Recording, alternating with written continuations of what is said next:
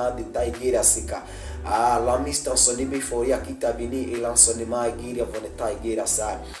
On n'est pas kistanzone kontai before ya kitamanga de staya. Ndikumva ijwi riri kumbwira ngo umuntu wese wumva aya magambo agahindukira, hari umunezero cyangwa se hari ibyishimo Imana igiye kuzana mu buzima bwe. Narasisandone mabini kontai before ya kitamanga de staya. Kandi hari impinduka agiye kwakira mu buzima bwe. Hari umunezero ugiye kwakira mu buzima bwawe. Belanto pistando bin kantoze before ya kitamanga de staya. Hari ifungurirwa ry'imigisha yawe. Ugiye guhuzwa n'umugisha wawe, ugiye guhuzwa n'amahirwe yawe. Neresa topiri do pansine kontagiriza mabodra Igira Sika. Kandi Imana yiteguye kukurokora. Imana yiteguye kuguhereza ubuzima buzima. Umva. Imana iguhaye ubuzima, we wumvisa no magambo kayakomeza. Imana ihimbazwe. Ikindi cya kabiri, Imana ije kukubusanya n'ibyaguhigaga. Hari ibintu byaguhigaga, hari ibintu byakurwanyaga, nawe ubwawe wumvise neza mu mubiri wawe wumvaga nta buzima, ariko Uwiteka aje kuguhereza ubuzima. Uwiteka aje kuguhereza ubuzima. Ikindi, imiryango yari yaragutereranye, abashuti zaragutaye, abavandimwe barayigusize, ariko Uwiteka aguha stampini watakunze meforia dry gloria foria tan. Imana ije kubana nawe. Imana ije kuguha urukundo. Imana ije kuguha keyo tugize uhabwa n'umwana w'umuntu. Imana ije kukunezeza. Imana ije kunezeza umutima wawe. Wari warabuze urubyaro, ariko responsible bini kontaigeria niwumva ya magambo kayakurikiza, n'ukuri mu gihe cyihuse Imana ije kukwereka kugira neza kwawe. Kandi abantu bose ese mwande subscribe yibuwabi amafaranga mwatse kandi ndabakunda murabizi. Gitondo cyiza kuri mwese, nizere ko mumeze neza, mwese mukomeye kandi muri amahoro. Banje kubasuhuza kuri iki gitondo cyiza cy'umugisha. Imana ibahereza umugisha kandi Imana ndabakomereza amaboko. Hanyuma nizere ko mwese mwaramutse neza kandi mumeze neza. Abatameze neza namwe mwihangane, Imana iracyakora. Reka nkoresha ijambo rivuga ngo yabyitwayemo neza cyagiye n'uyu munsi byitwaremo neza.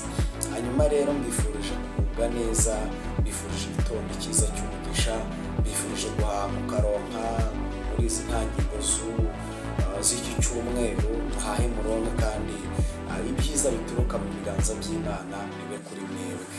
Hanyuma rero uyu munsi nje kugira ngo tuganire ijambo ry'Imana, ariko mbanje gushimira mbere na mbere umuntu wese wakanze subscribe kuri iyi channel. Musabiye umugisha mbikuye ku mutima. Uri umuntu w'agaciro cyane, Imana iguhereza umugisha kuba udukurikirana umunsi ku munsi. Ndetse shimira n'abantu bose bakora share, bakandika comment, bagakanda like, nabo mbasabiye umugisha, namwe muri abantu b'agaciro. Imana ibahereza umugisha. Uyu munsi rero nje kugira ngo tuganire kandi ijambo ry'ubuzima, ijambo ry'imibereho, nje kugira ngo tuganire, tugire byinshi twungurana. Umuririmbyi yaririmbye neza aravuga ngo kubana kwabo kwiza barahugurana, aravuga ngo kugira ngo be kugwa mu cyaha ahubwo umwungeri waba bumwe. Rero ibiduhiga birahari kandi ni na byinshi, ibiducogoza birahari kandi ni na byinshi, ibishaka ko tutagerayo birahari kandi ni na byinshi. Ariko icyo shaka kukubwira ni kimwe, ndashaka kukubwira ko Yesu Kristo ko yari arejo n'uyu munsi ariko kiri, ariko kiri kandi ari nako azahora. Hanyuma reka dusome ijambo ry'Imana. Uyu munsi turasoma igitabo cy'Itangiriro. Turasoma Itangiriro, igitabo cy'Itangiriro, ibice byaho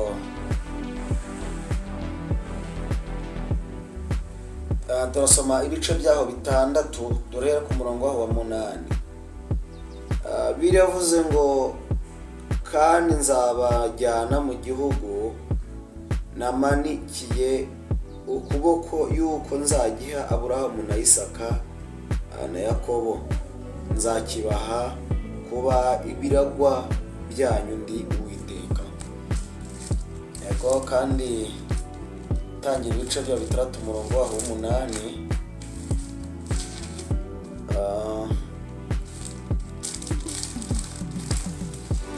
Dusome twitonze umurongo wa 8. navuze ngo ariko Nowa agirira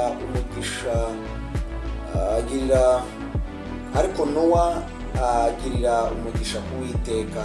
Amen. Hanyuma kuva ibice byaho 6 hari uburyo Imana arimo iravugana n'Abisiraheli cyangwa se irimo iravugana na Mose imubwira yuko izabaha igihugu yasezeranije Aburahamu na Isaka na Yakobo.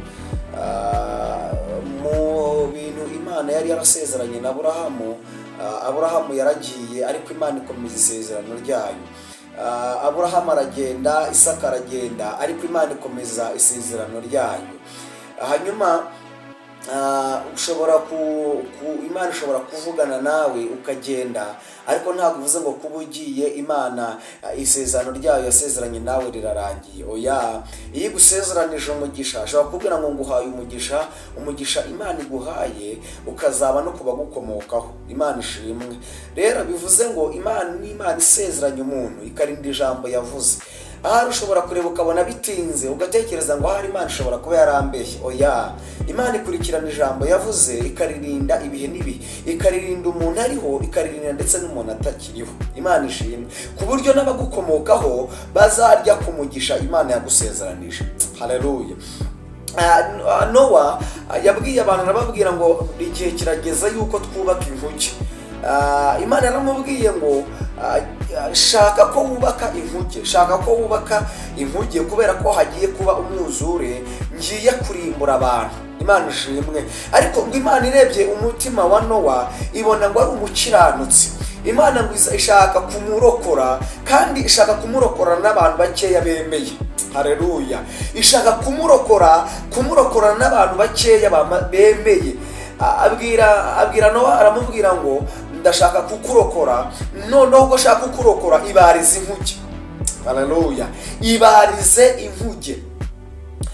Ngo Nowa ngo abwira abantu, arababwira ati rero muze mufashe, kubera yuko igihe kigeze Uwiteka agiye kurimbura abantu.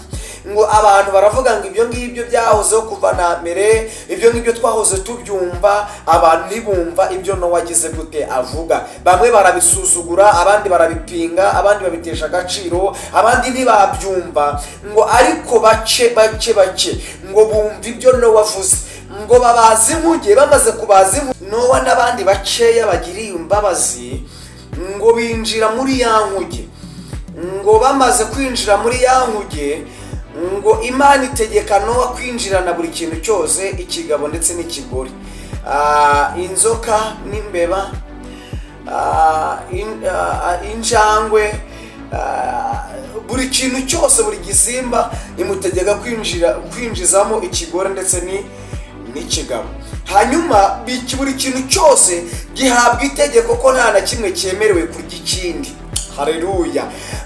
Buri kintu cyose gihabwa itegeko ko nta na kimwe cyemerewe kurya ikindi. Bishatse kuvuga iki? Bishatse kuvuga ngo muri iki gihe uzareba witegereze, usange kenshi iyo abantu twageze mu nzu y'Imana duhinduka abana beza. Ariko iyo tugeze hanze mu buri ubuzima bwo hanze, usanga abantu barimo bararyana, amatiku, amagambo, kurogana, kugambanirana. Ariko itegeko ryari riri mu nkuge ryavugaga ko injangwe itemerewe kurya imbeba, inzoka itemerewe kurya umuntu atemerewe kwica inzoka. Imana ishimwe. Hanyuma abangabo bagiriwe imbabazi n'Imana binjana na Nowa. Igihe kiragera ngo inkuge igira gute, irafungwa. Hanyuma ngo hagwa imvura iteye ubwoba.